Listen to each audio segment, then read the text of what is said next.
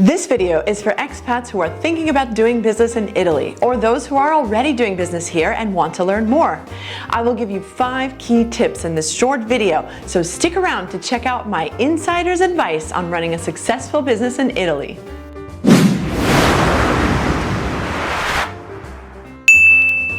First of all, I should specify that this video is geared more towards the solopreneurs, entrepreneurs, and small business owners out there, rather than the big companies. I'll save that for a future video.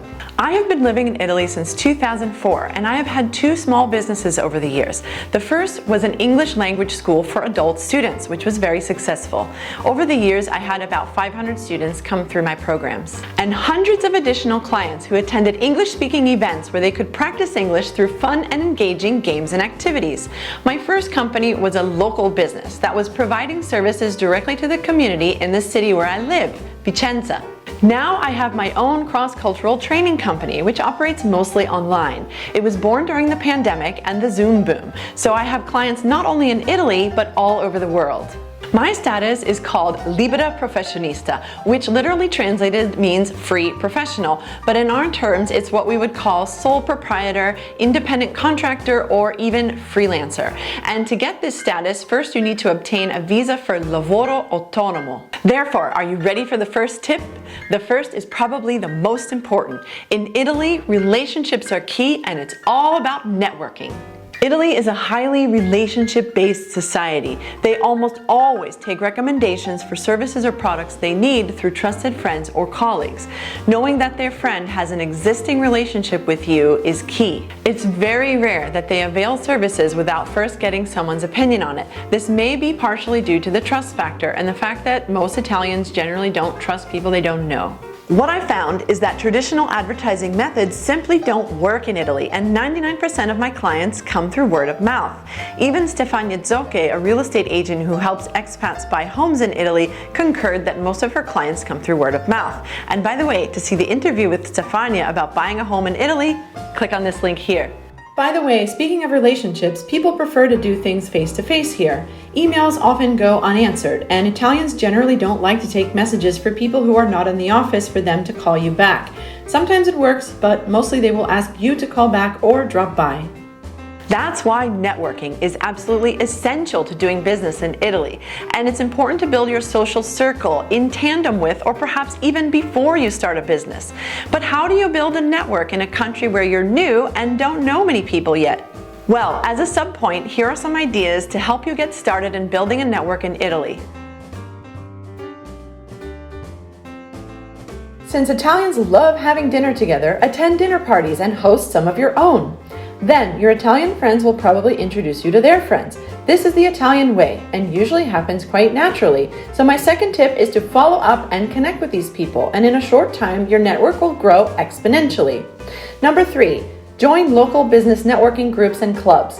Most cities have them, and you can find them through your network or through a Google search.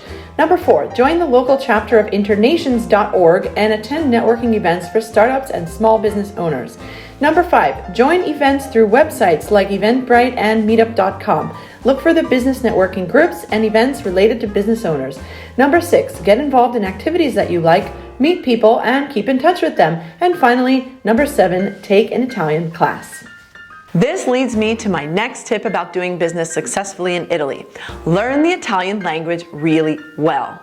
Unless your business deals exclusively with foreigners visiting Italy, it will give you a distinct advantage to know and use the Italian language. Italians are very proud of their language, so it will be very important to use it when doing business. I was able to get so many more clients because of being able to explain my services, deliver training, and negotiate prices in Italian language. If you don't speak the language of the people you're doing business with, you miss out on a huge chunk of society. By the way, check out my video on how to become fluent in Italian in 3 months by clicking here. My next point is that you need time and patience. It generally takes a lot more time to get anything done here in Italy compared to other places in the world like North America, the UK, and lots of other European countries. You need to allow a lot more time for transactions, for payments, and for generally getting anything started. Especially if whatever you're doing requires documentation from the government. In many cases, you will find that there simply aren't clearly defined procedures for a lot of transactions in Italian society, which you may find frustrating and unbelievable. But that's just the way Italy is. So if you want to live here and do business here, you just have to get used to it. Even Italians get annoyed by the bureaucracy here, so you're not alone, but the best thing to do in these cases is to rely on your network. You can get things done faster and easier through people that you know who work in the places where you need to get something done. This is the Italian way.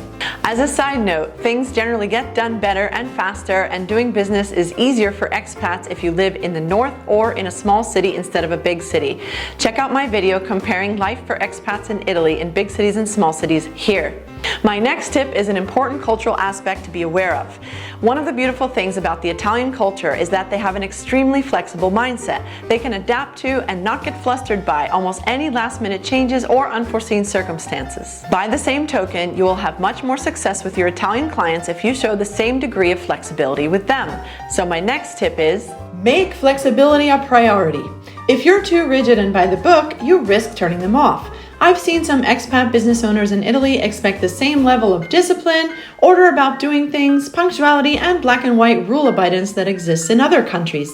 In Italy, generally speaking, a super strict approach may not work. By all means, have your rules and communicate the terms and conditions of any agreement up front, but exercise flexibility when needed. I'll give you an easy example. When I ran English courses in my first business, I had some terms and conditions for attendance. For example, they had to pay during the first week of every month, and then if they had to cancel a lesson, it had to be done 24 hours in advance, otherwise the lesson was lost. However, let's face it, things happen, things come up, and people get sick on the same day of a lesson and have to cancel. In those situations, I exercised flexibility, and I do believe it had far-reaching benefits. Most people stayed with me for years, and they expressed appreciation for my flexibility. It's only when they start to take advantage of this nice and flexible attitude and have frequent cancellations that you actually need to apply the rule. But honestly, it hardly ever happened to me because I set expectations with my Italian clients. Therefore, as a sub-point to this tip, I would suggest the following. Number 1, communicate terms and conditions clearly up front. And number 2, exercise flexibility when needed. Finally, remember, this is Italy. Finally, last but not least, as when doing business in any new country for the first time, it is of utmost importance to know the tax laws, important dates like fiscal year and tax return deadline, and to have a good accountant to process your tax return every year. So that leads me to my last but certainly not least tip, have a good accountant to help you take care of your business. I would highly recommend having someone who is well versed in the conditions and reciprocity agreements between your home country and Italy so that you don't get double taxed. And if you don't speak Italian yet, you'll have to find someone who speaks your native language. See below in the description for the name of my accountant who speaks both English and Italian and can help you with your taxes. As a sub-point to this tip, I would like to mention that it's very easy to open a partita IVA, which is an Italian tax ID number, and it costs generally 150 to 200 euros for an accountant to do this for you. Just make sure of 2 things. Be sure the accountant you choose assigns the right tax code to your business activity, and be sure he or she informs you of the current tax regimes that you can benefit from, especially during the early stages of your business. These change every year or couple of years. For example, at the moment there is the regime forfettario. However, as a note of caution, since Italian taxes, cost of health plan, and social insurance tend to be much higher than in other places, be sure to set aside some money throughout the year for your taxes. Otherwise, you may find yourself in a pinch when it's time to pay them. Hope this video was helpful, and please subscribe to my channel to get more advice on living, working, and doing business successfully abroad. Ciao for now!